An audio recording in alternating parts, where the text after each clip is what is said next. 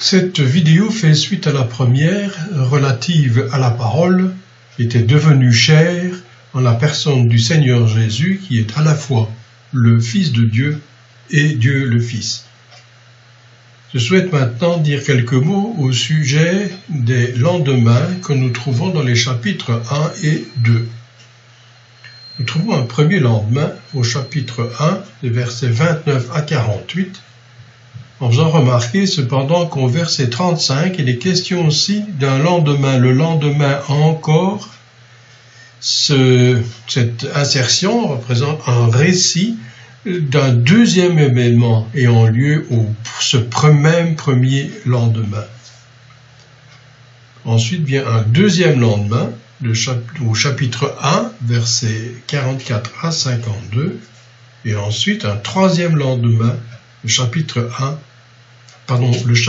2, versets 1 à 11. Dans la présentation de ces trois lendemains, le Saint-Esprit ne nous décrit pas seulement des événements.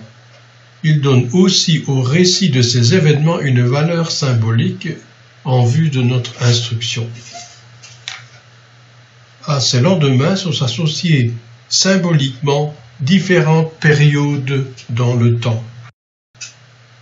Voici d'abord quelques jalons sous forme de diagramme du temps permettant de mieux comprendre la succession des différents régimes ou économies révélées par le Saint-Esprit dans la parole.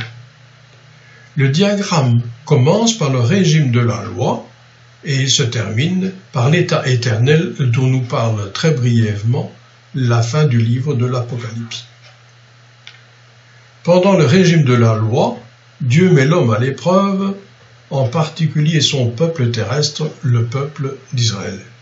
Pendant ce régime, par la voix de ses serviteurs, Dieu avait annoncé la venue du Seigneur Jésus, le roi, selon le cœur de Dieu, et cela en vue d'instaurer un régime de paix et de justice.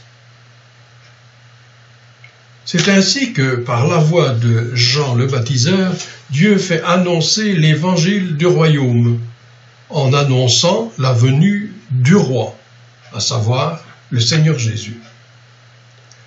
L'homme, en particulier le juif, a rejeté le Seigneur Jésus, et de ce fait le royaume n'a pas pu s'établir. À cause de ce qu'est l'homme, à savoir pécheur de nature.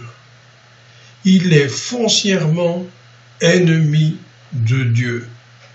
Il a pour maître le diable. C'est l'état de mon propre cœur. La patience de Dieu envers l'homme se termine par la croix. Si ce qui s'est déroulé à la croix pendant les 3 premières heures démontre l'état irrémédiable du cœur de l'homme, donc de mon propre cœur, Dieu, pendant les 3 heures suivantes, heures de ténèbres, manifeste alors son amour en faisant porter par le Seigneur Jésus lui-même, l'homme Christ Jésus, le jugement que méritaient tous ceux qui, par la foi, croient en lui. L'Épître aux Romains, au chapitre 5 et au verset 8, nous dit « Dieu constate son amour à lui, envers nous, alors que nous étions encore pécheurs, Christ est mort pour nous. » Le Seigneur passe ainsi par la mort, reste dans le tombeau pendant le sabbat, le samedi, et ressuscite le premier jour de la semaine, à savoir le dimanche.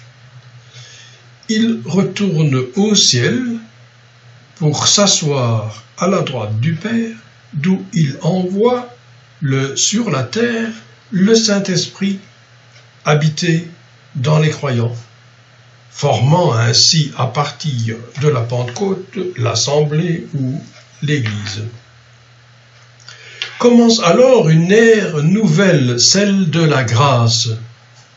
Pendant cette période, l'évangile de la grâce est annoncé aux âmes. tous ceux qui acceptent cet évangile de la grâce, passant par une vraie conversion, font partie intégrante de l'assemblée ou de l'Église. Cette période de grâce se termine par la venue du Seigneur Jésus sur la nue pour venir enlever les siens et ainsi les garder de l'épreuve qui vient sur la terre. Le premier épître aux Thessaloniciens, au chapitre 3, les versets 13 à 18, nous parle clairement de cet événement. L'Église étant alors enlevée, il n'y a plus sur la terre aucun croyant, pas un seul.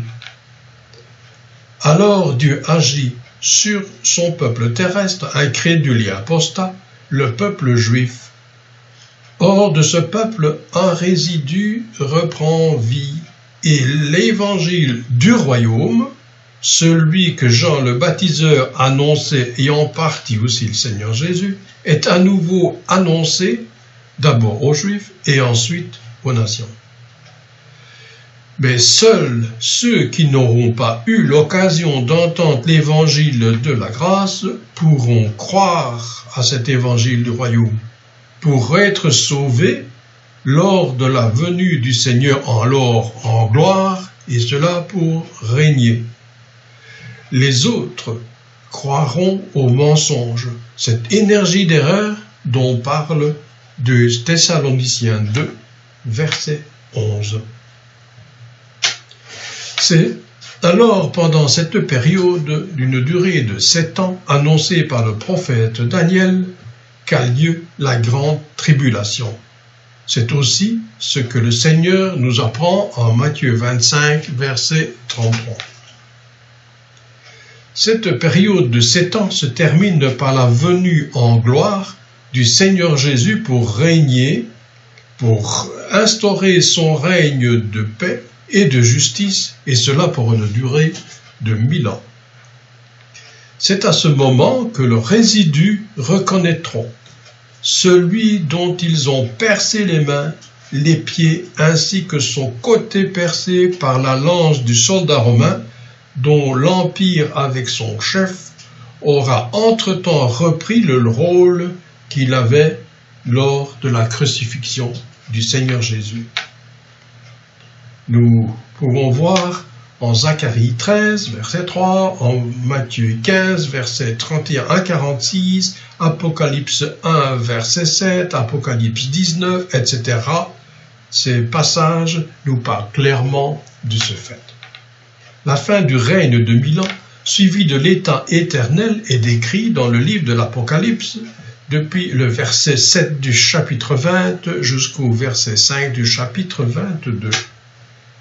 Un événement important se déroule après le règne et avant l'état éternel, c'est le jugement devant le grand trône blanc que nous trouvons en Apocalypse 20, versets 11 à 15. Là seront jugés aux peines éternelles, à savoir passer l'éternité en enfer, préparé pour le diable et ses anges, et non pas de fait à l'origine pour l'homme, tous ceux qui n'auront pas cru le message divin.